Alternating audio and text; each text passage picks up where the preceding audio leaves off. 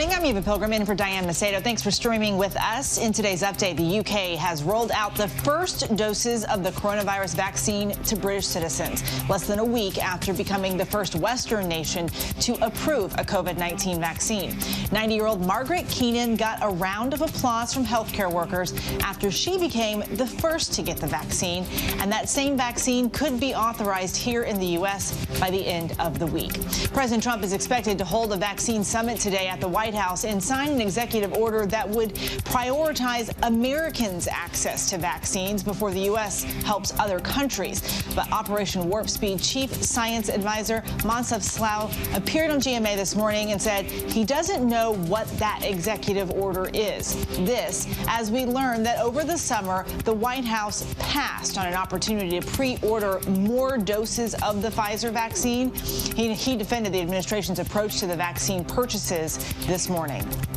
In the summer, if somebody came to us and said, let's buy more of this vaccine or that vaccine, no one reasonable would buy more from any one of those vaccines because we didn't know which one would work and which one may be better than the other.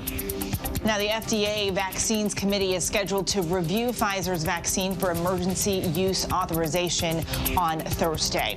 And the Army will release the results of its review of the command culture at Fort Hood later today. The independent investigation was triggered by Vanessa Guillen's murder in April. Fort Hood has been the military base with the highest number of violent crimes, sexual assaults, and sexual harassment cases in the entire Army.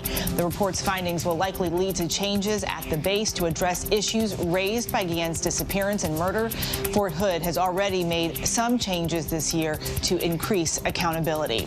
President-elect Joe Biden is expected to nominate retired General Lloyd Austin as Secretary of Defense. Austin would be the first African-American to lead the Pentagon. He served as a four-star general in the Army and retired in 2016 as the Chief of U.S. Central Command. Now, during his tenure, he oversaw U.S. military operations across the Middle East for 3 years, and defense secretary nominees are expected to have been retired from the military for at least 7 years. Austin has only been retired for 4, so he will require a waiver from Congress, which Trump's defense secretary nominee Jim Mattis had to obtain as well.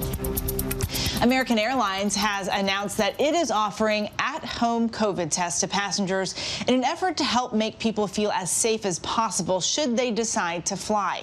Our Victor Oquendo has the details from Miami. Good morning, Victor. Yeah, Eva, good morning from inside this Boeing 777. This morning, American Airlines is hoping to get more people in these seats. Starting at the end of this week, American will become the first airline to offer all of its passengers one of these at-home COVID-19 testing kits before their flights. And here's how it works. If you opt in for $129, you'll receive one of these kits at home in the mail. Inside, you've got that nasal swab. You send it back 3 days before your flight, and you will have your results before you take off. Some cities around the country actually allow for shorter quarantine periods for passengers with negative test results. But remember, a negative test is not a green light to travel, and the CDC is actually urging Americans right now not to travel at all. But if Thanksgiving is any indication, airports across the country could be packed all over again in just a matter of weeks. One more point here. While you're waiting for that negative test, the guidance for major cities and airports is to not travel at all. And if you have to leave your house, do your best to avoid public transportation. Eva? Good advice there, Victor Oquendo in Miami. Thank you. And with this year's holiday shipping surge, authorities are warning residents to stay alert for package theft. So what should you look out for to make sure those packages make it from your doorstep into your home? Here's Will Reeve. It's an all too familiar scene. Porch pirates snatching presents right from doorsteps. Hey, get away.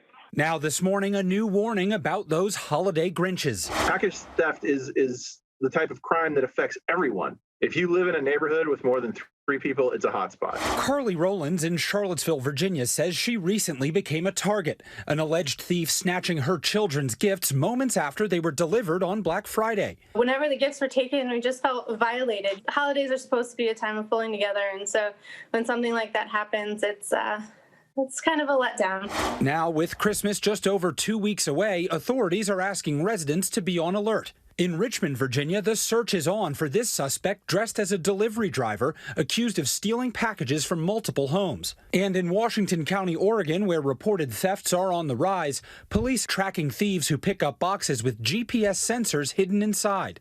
We'll make it look like an Amazon package and we'll put it on someone's porch and we'll just leave it there for a couple of weeks. This year, because of the pandemic, more people are shopping online, purchases that will land outside people's homes. So what can you do to protect those packages? Experts say security cameras are great at deterring or catching thieves. What it does do is give us that immediate evidence, that immediate picture of this is the person who did this, and there's a potential for us to possibly recognize them. And a new tool from Amazon, the Ring mailbox sensor, promising to alert you every time your mailbox is opened. Some more tips for you to make sure your packages don't get stolen. Request a signature upon delivery. If you're not going to be home, leave specific instructions for the delivery person so the package isn't left somewhere so obvious. And track your package online all the way to your house, your front door, and safely inside your home. Eva? Will read for us. Thank you.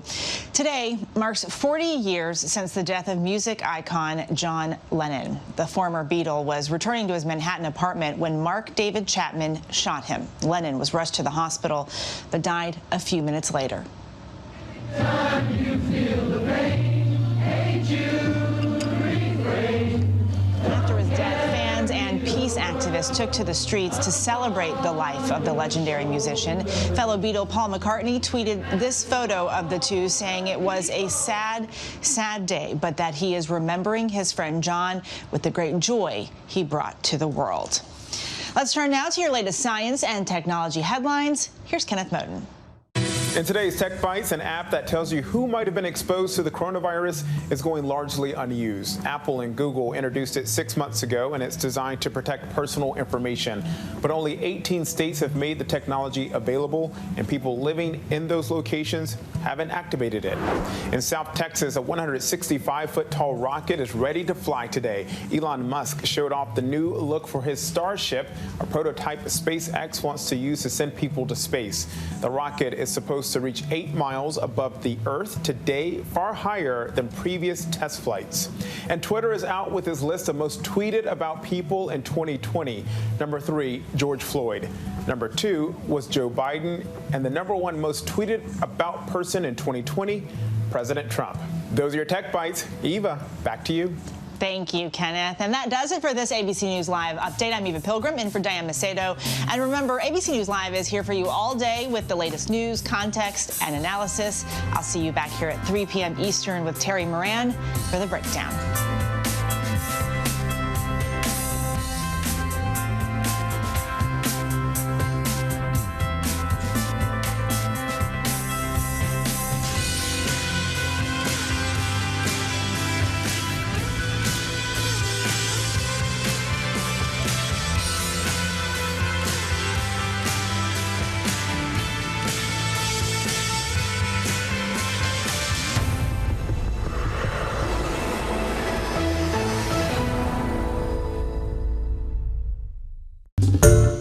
Hi everyone, George Stephanopoulos here. Thanks for checking out the ABC News YouTube channel. If you'd like to get more videos, show highlights, and watch live event coverage, click on the right over here to subscribe to our channel, and don't forget to download the ABC News app for breaking news alerts. Thanks for watching.